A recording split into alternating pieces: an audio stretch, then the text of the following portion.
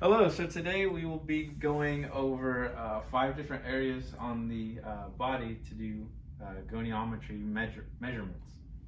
So what it's going to do is you need a goniometer, and then the 5 different things that we're going to test is his dorsiflexion, plantar flexion, knee extension, knee flexion, and hip flexion. So what we're going to do first is with our goniometer, we're going to have our stationary arm lined up here with his tibia, and we have a pre-made mark here where we're going to stick our fulcrum there. And so what we're going to do is have his foot just at 90 degrees set already, and then we're going to have it lined up parallel with his foot. And so now what we're going to have him do is dorsiflex for us. All right, and now we're going to look to where it's parallel. All right, you can relax. And we're gonna get our reading, and that is about 9 degrees. And so what you're gonna do with this to see what a normal measurement is for your patient is you would do this bilaterally. So you'd also go to the other side and then get the measurement of that side for whatever you're measuring. But for this purpose, I'm not gonna get the other side of his body, but that's what you would normally want to do. And so now what we're going to do is we're going to do the same thing. We're going to do plantar flexion. So if you just bring your foot up to 90.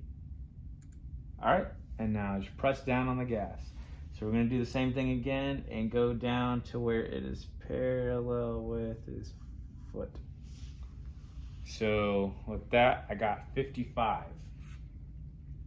And then an important thing when doing goniometry measurements is if you have a clinician doing this, you want to have them, the same clinician doing this throughout the whole process instead of switching at each different area on the body. So now that we finish that, the next thing we'll go on to is knee extension. So now what we're going to do is have him scoot back.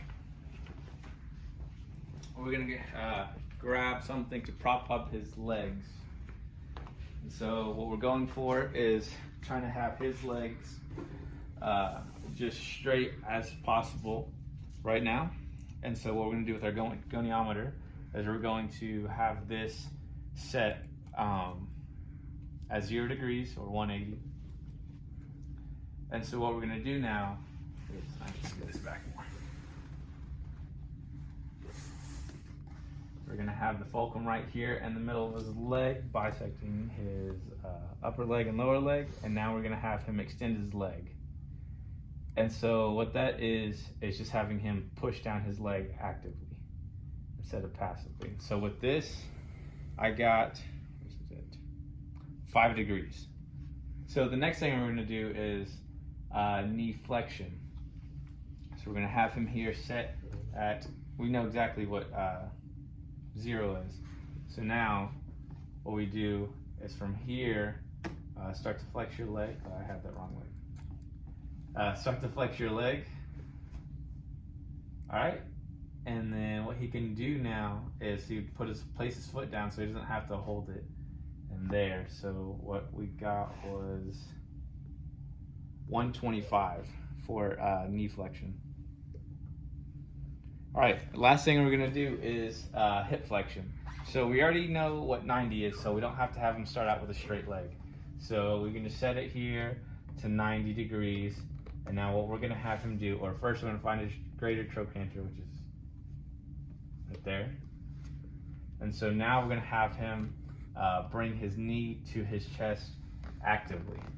And so now we're going to measure it out. Okay? And so 90.